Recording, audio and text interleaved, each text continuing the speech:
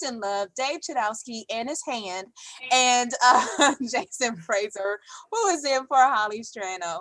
Thanks everyone for joining us. We're going to start with Jason, but remember, you can always post your thoughts on the stories we're covering this morning and join the discussion.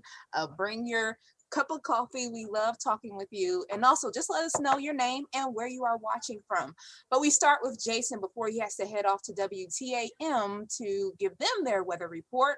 Boy, Jason, it is a cold one out there this morning. Can you prepare us for how we need to be ready for this? All right, so here's what I'm going to do, hence the background I have for you this morning, okay? So we're going to have clouds, okay?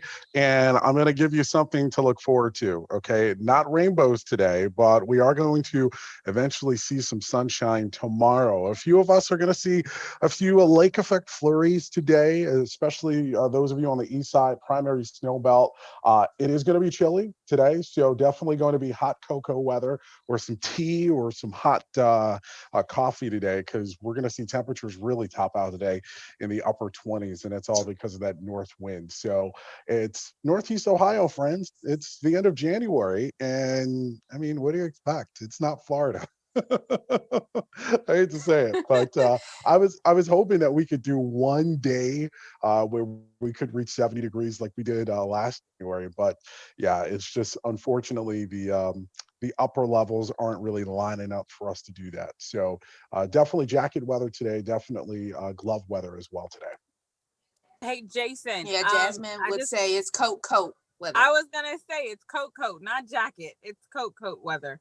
Oh, it's coat. See, you know, I've gotten used to Northeast Ohio weather. So Romney will tell you, my wife will tell you, half the time I leave the house in just a heavy sweatshirt. I don't even throw on a jacket because I'm like, I'm Midwest tough. I don't need it. Oh, wow. So when Jason calls in sick tomorrow, we will be. Yeah.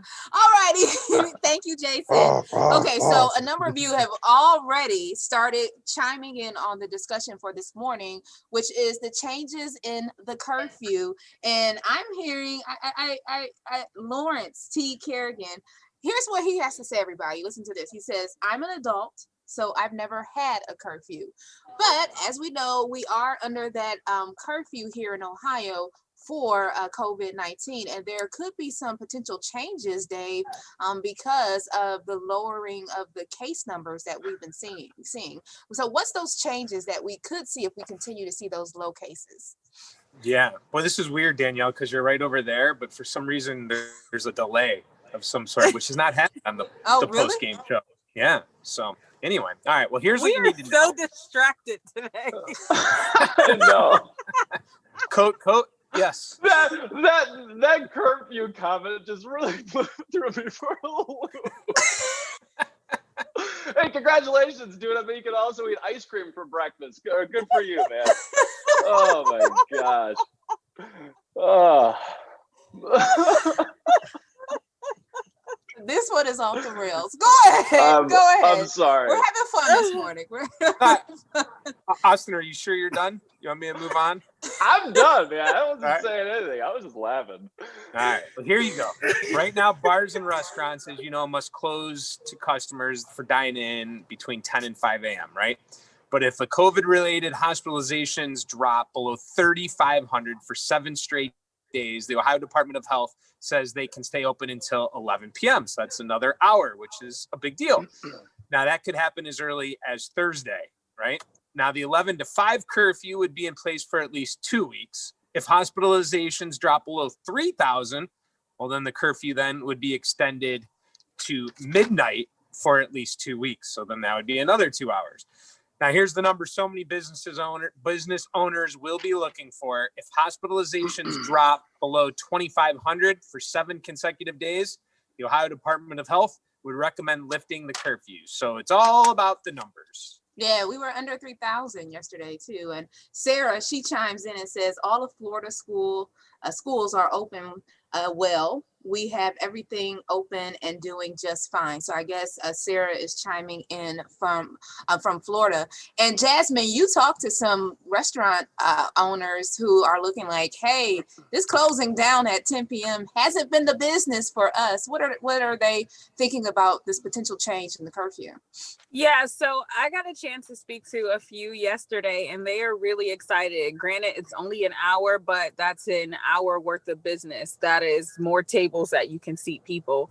I'm not sure if you guys have been out to a restaurant and how quickly I think they take their last reservation at 9:30 because they know that those doors have to be closed at 10 p.m. or they'll get fined.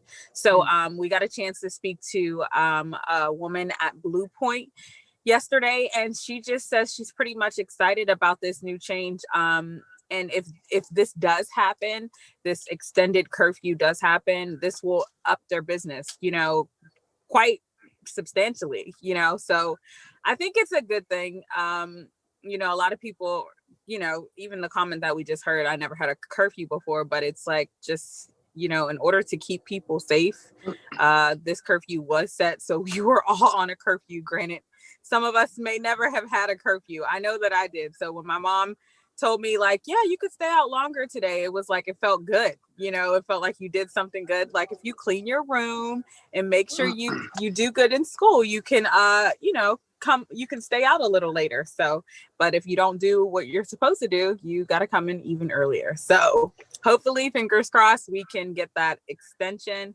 And even, I think PA they close at midnight. So, I think our numbers trickle from PA. So fingers crossed. Yeah, and even the ripple effect, sorry about that, Danielle, just jumping off what Jasmine was saying, is that this is now allowing some businesses just to reopen. So I talked to Sam McNulty from Market Garden yesterday. He also owns Barcento and Nano Brew all around West 25th, basically owns West 25th. They've been closed ever since that the governor limited it to just 10 o'clock, basically because they're a bar. They also serve dinner, but they're not necessarily just like a lunch spot, because if you're a breakfast place, this doesn't affect you. Right. But like someone where it's a bar where they're serving beer, it's that extra hour where they're talking about saying, he was like, I had really no idea. But then when this news came in yesterday, he was like, I have a really good shot of opening in March, where I wouldn't have said that 3 weeks ago. So that's putting people back into business. That's pumping money into the economy. So just even that 1 hour can make a huge difference, is what he was saying, of just, opening back up, which they've been closed since November, I want to say. Making or breaking your business. Yeah, exactly. Yeah. And we actually have a comment from Gerald, who is really going to transition the conversation, and says, what I don't like is the schools that are closed. Those teachers are first to get the vaccine. What about the teachers who have been in their classrooms since August? And Austin, you have been on that story this morning too, because teachers in certain counties in Ohio are next up to get the vaccine. Yeah, so they're up to get the vaccine. So transitioning over to my notes over here. So it's really in order to receive the vaccine, Ohio schools must show that they're committed to reopening at least partially in person by March 1st. That's the goal that the governor has, is to have in class kids in schools by March 1st. So right now, the first round of these vaccines are going out right now. So they're going to be made available to 91,000 K through 12 teachers. Schools in 11 Ohio counties will be eligible to receive this.